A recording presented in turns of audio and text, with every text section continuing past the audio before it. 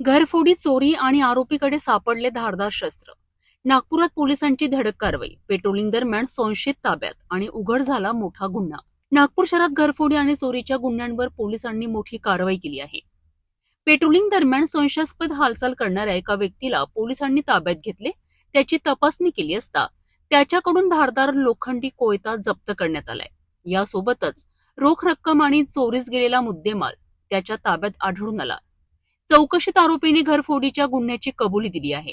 या प्रकरणात एकूण 3,48,440 रुपयांचा मुद्देमाल जप्त करण्यात आलाय. पोलिसांनी संबंधित कलमान्वये गुन्हा दाखल करत आरोपीला अटक केली आहे. तसेच या प्रकरणात आणखी आरोपींचा सहभाग असल्याची शक्यता पोलिसांकडून वर्तवण्यात येत आहे.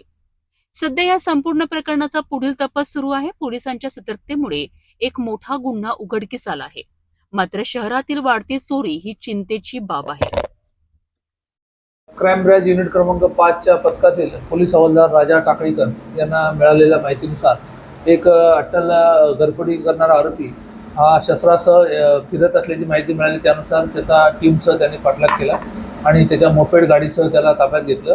त्याची झडती घेतली असता त्याच्या मोपेड गाडीमध्ये एक कोयता, आर्म्स ॲक्ट मध्ये जो प्रतिबंधक आहे असा एक कोयता आणि काही सोन्याचे आणि चांदीचे दागिने त्याच्याकडे मिळून आले. त्याच्याकडून ते जप्त करण्यात आल्यानंतर कसून चौकशी केली असता त्यांनी पोलीस स्टेशन पारडी या ठिकाणी एक घरफोडीच्या गुन्ह्यामधील ते मुद्देमाल चोरून नेल्याची त्याच्याकडून माहिती मिळाली.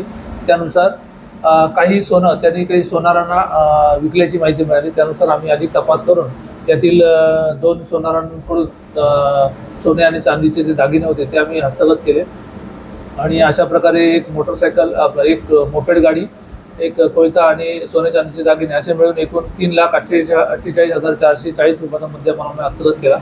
त्यातील जो ताब्यात घेतलेला आरोपी त्याची नाव सूरज विनोद तोडाशे, वय 19 वर्ष, राहणार अंतुजी नगर, संघमित्रा बौद्ध विहाराच्या बाजूला, भांडेवाडी, पोलीस स्टेशन भांडेवाडी.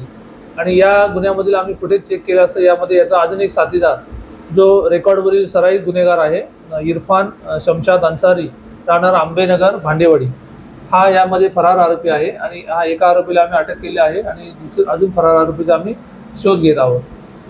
अशा प्रकारे आमच्या क्राईम ब्रँच युनिट क्रमांक 5च्या पथकातील राजा टाकळीकर, API कदम, त्यानंतर नजीर शेख, त्याचबरोबर इतर अंमलदार यांनी माननीय पोलीस आयुक्त Shri Ravindrakumar Shingal sir, joint CP sir, additional CP crime sir, DCP detection sir, ACP crime sir यांच्या मार्गदर्शनामध्ये अशा प्रकारे घरफोडीच्या सराईत आरोपीला शस्त्रासह ताब्यात घेऊन त्याच्याकडून घरफोडीमधील चोरीत गेलेलं सोनं, चांदीचे दागिने हस्तगत करून गुन्हा उघडकीस आणलेला आहे.